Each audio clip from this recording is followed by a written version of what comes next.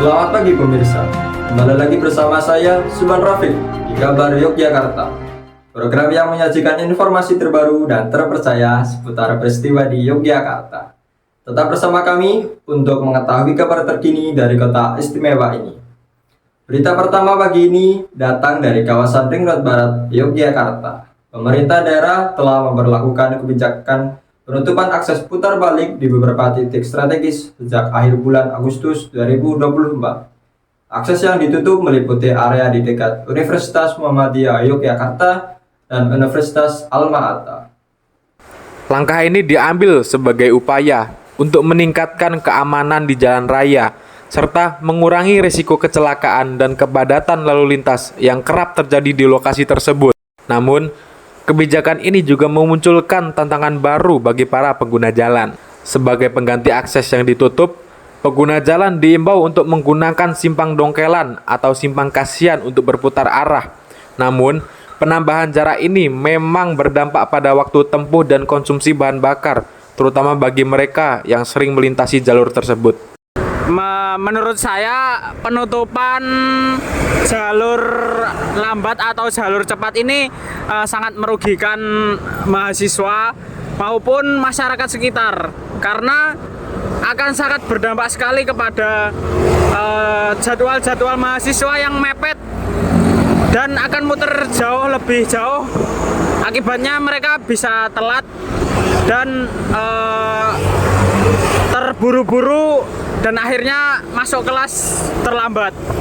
Kemudian akan mematikan usaha-usaha di seberang kampus karena putar balik yang jauh mengakibatkan malesnya ke seberang ya. Jadi seperti itu. Kemudian adanya ini Mas, ya itu mengakibatkan dijebolnya oleh salah satu oknum yang mengakibatkan ini sangat berbahaya karena kita tidak tahu dari jalur lambat nanti seperti apa motor-motor berkendara. Jadinya yang menerobos ke jalur yang dijebol ini tidak tahu, akhirnya bisa terjadi tabrakan.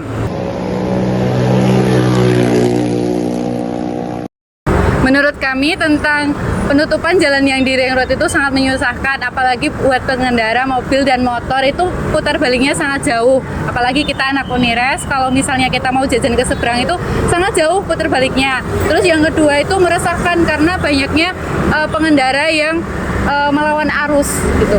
Makasih. Pihak terkait menjelaskan bahwa kebijakan ini dilakukan setelah evaluasi menunjukkan tingginya resiko kecelakaan di area putar balik tersebut. Dengan penutupan ini diharapkan lalu lintas di Ring Road Barat menjadi lebih tertib dan aman. Meski memicu beragam tanggapan dari masyarakat, kebijakan ini diharapkan dapat memberikan manfaat jangka panjang bagi keamanan pengguna jalan. Bagi Anda yang sering melintasi kawasan ini, disarankan untuk merencanakan perjalanan dengan baik agar tetap efisien. Itulah berita pertama pagi ini. Jangan beranjak dulu pemirsa, karena setelah ini kami akan hadir kembali dengan informasi yang menarik lainnya. Tetap di Kabar Yogyakarta.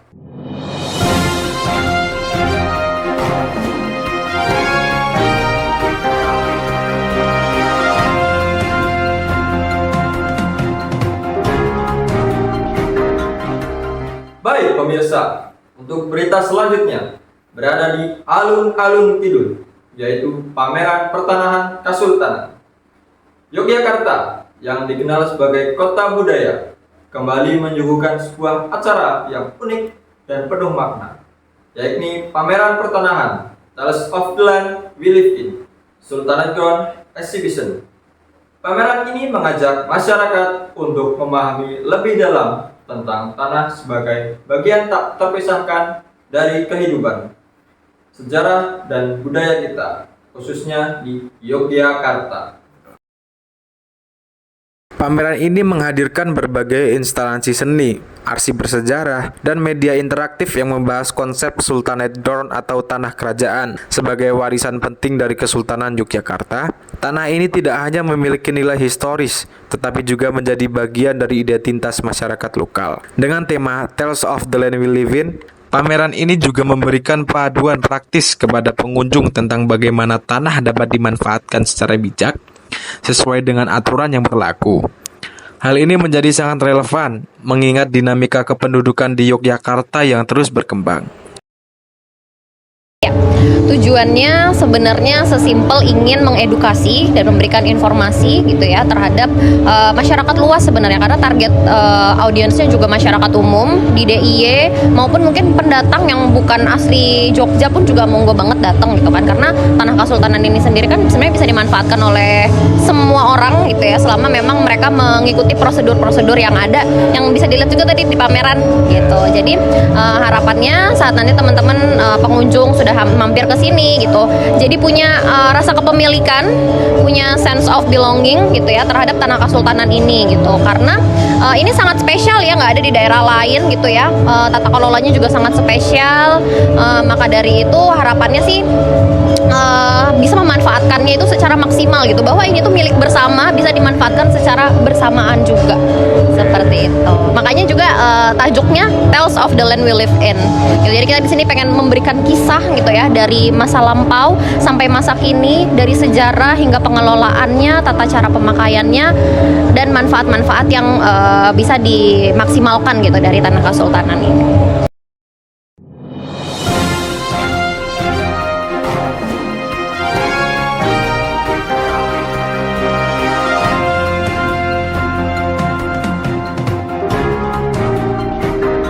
Bagi Anda yang masih bingung menentukan destinasi liburan bersama keluarga, Potorono Edupark bisa menjadi pilihan dengan berbagai wahana menarik dan jajanan yang beragam.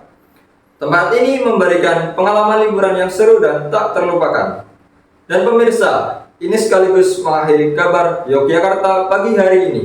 Saya, Subhan Rafiq, beserta seluruh tim yang bertugas mengucapkan terima kasih atas kebersamaan Anda. Salam dan sampai jumpa.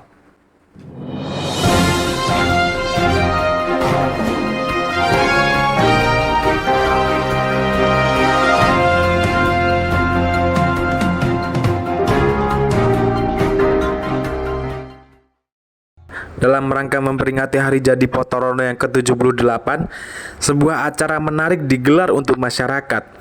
Bertempat di Taman Dinosaurus Potorono, Edupark Night Fest menghadirkan suasana pasar malam yang penuh keseruan.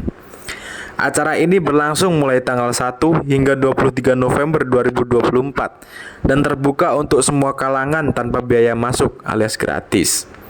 Warga dari berbagai daerah sudah mulai berdatangan untuk menikmati hiburan yang disediakan, mulai dari wahana permainan hingga berbagai aktivitas seru yang cocok untuk dewasa dan anak-anak. Tak hanya hiburan, Edupark Night Fest juga menghadirkan beragam UMKM lokal yang memamerkan produk mereka. Ada kuliner khas, pakaian, hingga parfum yang menjadi daya tarik tersendiri bagi pengunjung. Acara ini menjadi momen spesial untuk menghidupkan kembali semangat kebersamaan, sekaligus mendukung ekonomi lokal. Lampu-lampu gemerlap, wahana permainan, dan stand UMKM menciptakan suasana pasar malam yang meriah dan penuh nostalgia. Jangan sampai terlewatkan pemirsa. Anda masih punya waktu hingga tanggal 23 November untuk menikmati suasana malam yang spesial di Edupark Night Fest. Ajak keluarga dan teman dan rasakan serunya pasar malam di Edupark Night Fest Taman Dinosaurus Potorono.